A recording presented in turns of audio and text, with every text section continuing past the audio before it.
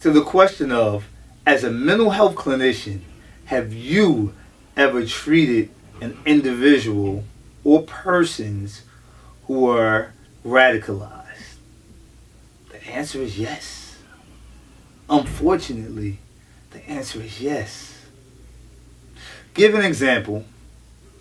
The last time I treated someone or someones who were unfortunately radicalized, it was actually a father and a son. They were a father and a son who were negatively radicalized by some individual who was not an actual imam or someone that had a position of power or someone who you would think or who people tend to think radicalized people. It was someone who they got close to. It was someone who they allowed in their house. And unfortunately, they started to pick up these negative beliefs. This faulty understanding of Islam. This miseducation of what verses in the Quran mean. This miseducation of the Sunnah, of the ways of the Prophet Muhammad. And unfortunately, they were at a place where they wanted to actually act on their beliefs. So they were radicalized, not just ideology. They were radicalized, not just from an ideological standpoint. They were radicalized to actually act on those beliefs. And from what we know, and from what I know from this family, that it took time. That this wasn't something that happened over a month. This wasn't something that happened over 3 months. This was actually something that happened over a year. But thankfully, there was someone else in that home.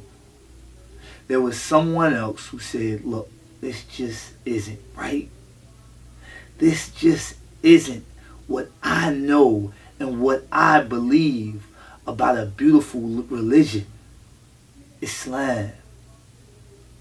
And she did something about it.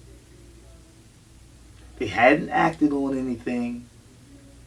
They didn't have an actual plan to harm someone. But they just had a plan that they needed to leave this country because they couldn't be here anymore. And she knew better. And she reached out to me. And thankfully, because of the ability of having a relationship with people in different cities, in different states, I was able to travel and visit this family. And with working one-on-one with this father and son, we slowly began to chip away at their faulty beliefs. We slowly began to chip away at their cognitive dissonance. We slowly began to chip away at their fear. Because at the end of the day, what the son was most fearful of was that if he didn't follow his father and he didn't follow this man who was teaching him the wrong thing, even though he knew it was wrong, that he would be harmed or some harm would come to his community.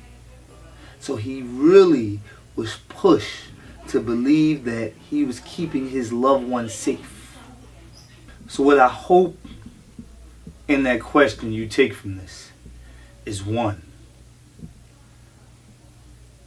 we have the experience that we talk about.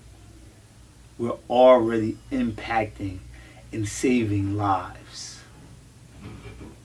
2,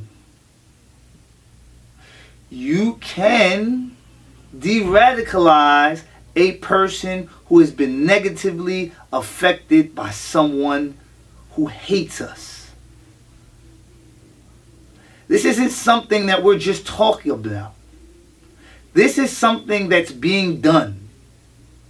Whether we know it or not, there are people in every state who probably know someone who may not have the correct belief, but is willing to do something about it.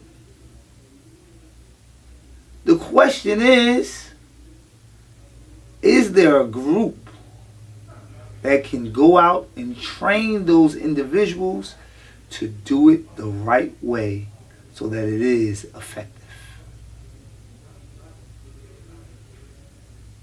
That's why we're here. That's why TAM exists. We intend to save lives.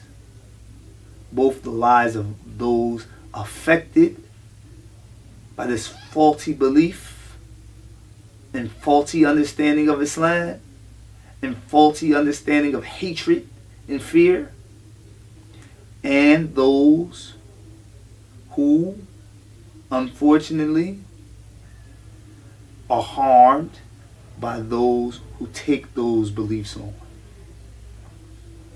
And that's all of us, both Muslim and non-Muslim, because at the end of the day, we're all Americans.